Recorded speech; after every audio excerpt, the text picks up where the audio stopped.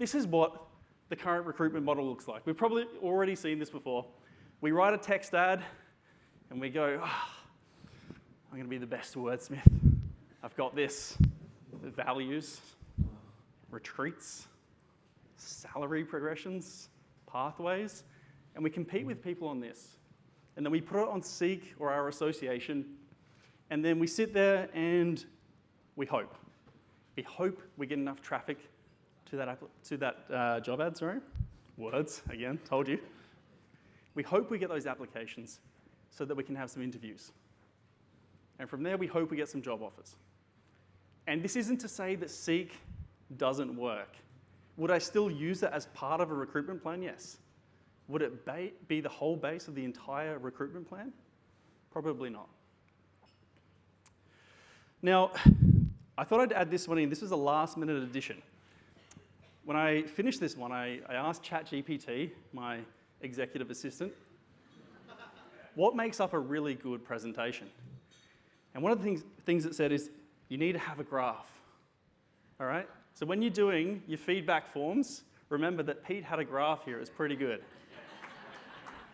Now, this is actually a good graph, so I'm glad we added this in. This was yesterday. There are currently 7,293 OT jobs on Seek, and there are 23,500 OTs in Australia. That's ridiculous. Physio, 5,960. There's 35,000 physios. And species, 2179, and there's 11,000 species, roughly, in Australia. This is what we're up against. This is why it's so hard to hire. Literally 30% of the whole number of OTs in Australia, there's that many job opportunities at the moment. And there's a wait list for everyone. So what we want to do is we want to try and think differently. Who here has a friend that bought a Tesla? Just show of hands, right? Keep that hand up if you're still friends with them. Not many, that's fair. Now, when I bought a Tesla, Dan Gibbs told me the hardest thing about owning a Tesla is not telling everyone about your Tesla. Because it's so cool, like you get in and there's like this big screen here and it's the only thing in there and it's got like this amazing, like it's just clean, it's awesome, it doesn't scratch every time you go in and out your garage. It's just like, I'll put the referral code up later, guys. But it's good. It's really good. It really changes the game.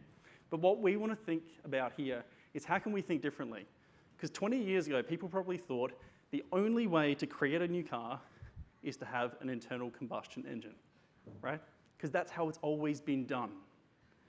And so for so long, we said the only way to hire is Seek because that's how it's always been done, Seek and associations. So when you're thinking about recruitment, think how can you be Tesla? Right, how can you do things differently? Because if you can do things differently and do it well, you'll stand out in this market.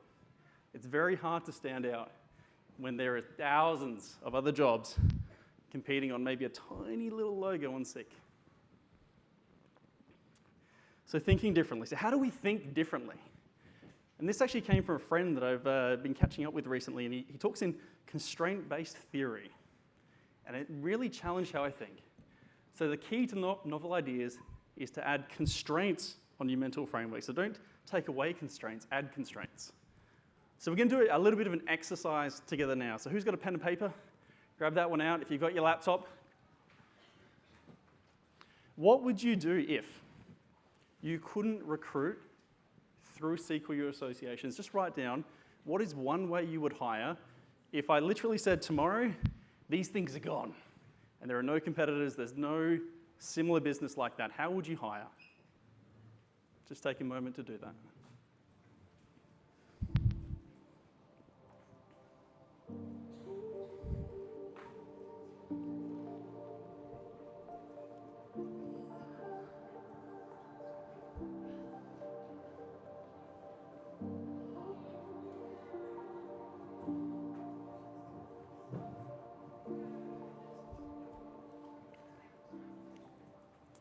All right, you've had a moment to do that one.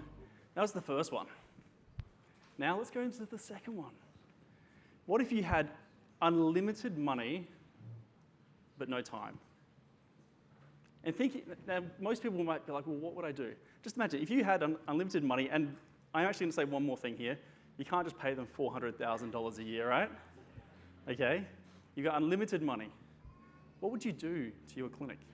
What would you do within your community? How would you spend that money in a way to increase your brand and reputation so that people want to work for you? Take 30 seconds for that now.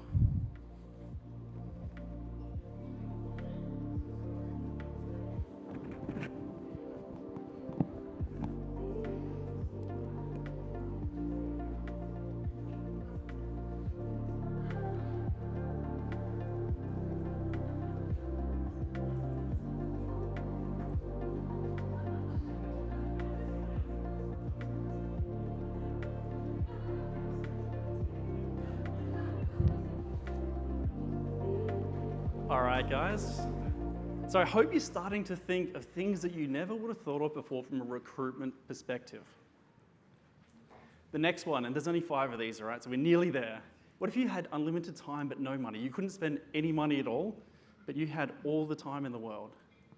What would you focus on and what would you do to recruit? Where would you spend your time? Take 30 seconds.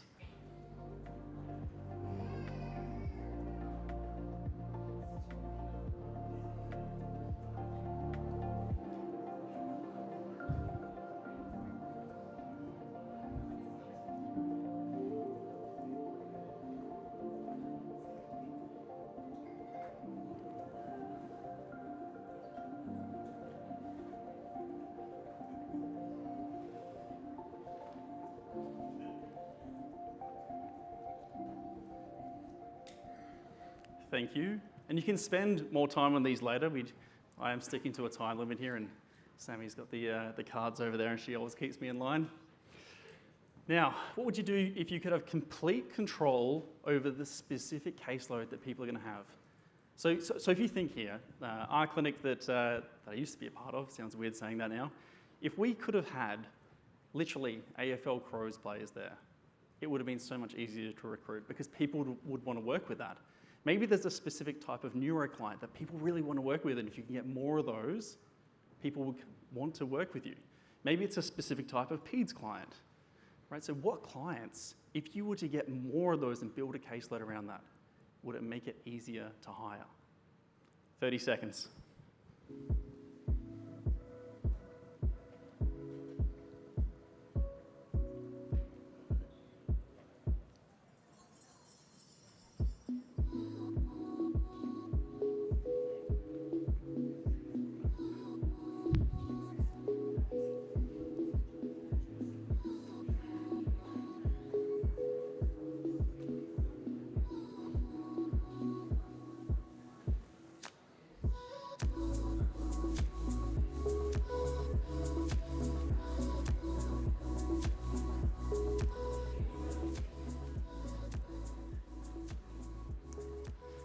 And I forgot that I added one more in. I'm sorry, guys.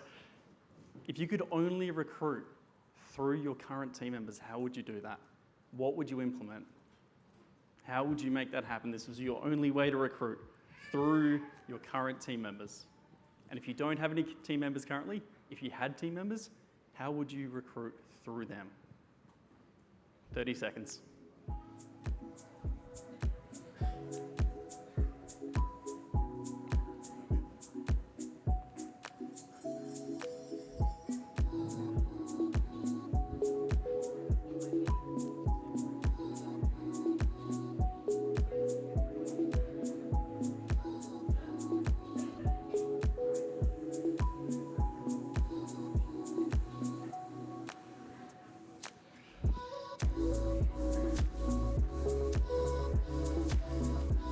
Thank you, guys.